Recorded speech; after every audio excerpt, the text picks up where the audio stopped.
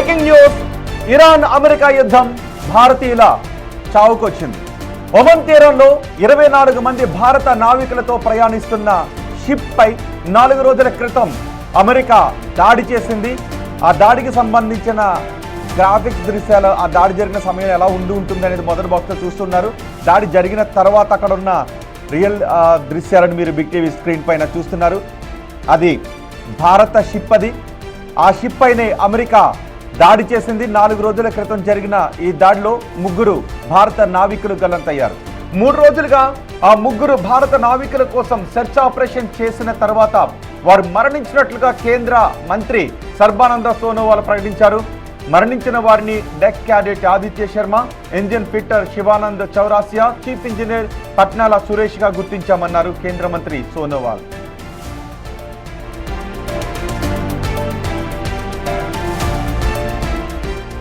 పలావ్ దేశ జెండాతో ప్రయాణిస్తున్న షిప్ 24 మందితో ఇండియన్ నేవీ స్టాఫ్తో ఇరాన్ తీరం నుంచి ఆయిల్ ట్రాన్స్పోర్ట్ చేయడానికి ప్రయత్నించడంతో దాడి చేసినట్టుగా అమెరికా సెంట్రల్ కమాండ్ ప్రకటించింది. తమ ఆదేశాలను సరిగా పాటించకపోవడంతో మిసైల్ అటాక్ చేసినట్టుగా ప్రకటించింది. అందులో భారతీయుల గురించి తమకు సమాచారం లేదని, సెటబేలో అనే కమర్షియల్ ట్యాంకర్ పై ఆదేశాలను ఉల్లంఘించడం వల్లే అటాక్ చేసినట్టుగా చెబుతోంది. అటాక్ తర్వాత 21 మందిని యెమెన్ నేవీ రక్షించింది. 3 ఆ సమయంలో గల్లంతయ్యారు. వారు మరణించినట్టుగా కేంద్ర మంత్రి ఇప్పుడు ప్రకటించారు. ఇటు భారత ప్రభుత్వం ఈ ఘటనను తీవ్రంగా పరిగణిస్తోంది. అమెరికా దుశ్చర్యపై భారత్ తీవ్ర నిరసన వ్యక్తం చేసింది. ఈ ఘటనపై ఢిల్లీలోని అమెరికా దౌత్యాధికారి జేసన్ మిక్స్ ను పిలిపించి తీవ్ర నిరసన తెలిపింది భారత్. మరింత సమాచారం అందించడానికి మా ప్రతినిధి శివ మనకు అందుబాటులో ఉన్నారు. శివ, భారత అధికారులు ఏం చెప్తూ ఉన్నారు?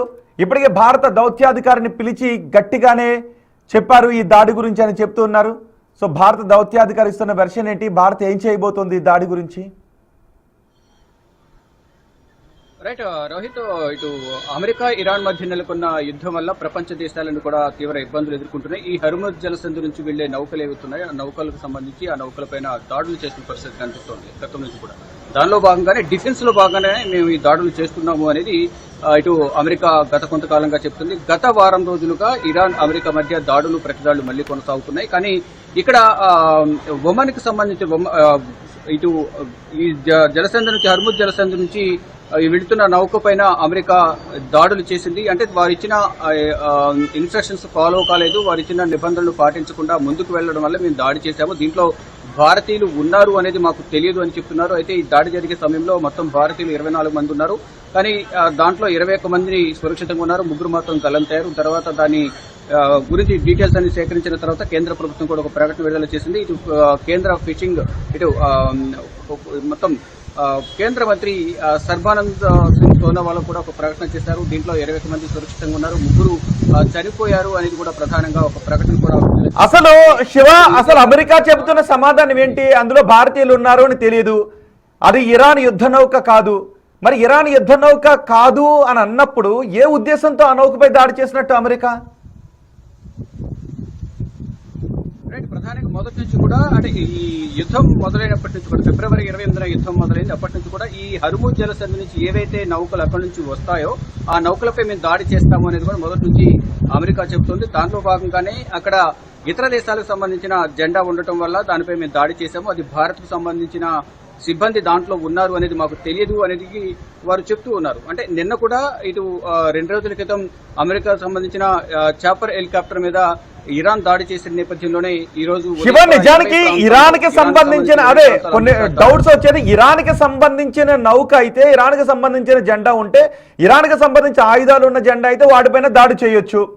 కానీ అలా కాకుండా హర్ముజ్ జలసంధిలో వ్యాపార నౌక, ఆయిల్తో ఉన్న నౌక, అది వేరే దేశపు జెండా ఉన్నప్పటికీ కూడా భారత షిప్ అనుకోలేదు, ఏ దేశ షిప్ అయినా కూడా దాడి చేయడం తప్పే కదా. దీని గురించి అసలు అమెరికా నుంచి వచ్చే సమాధానం ఏంటి?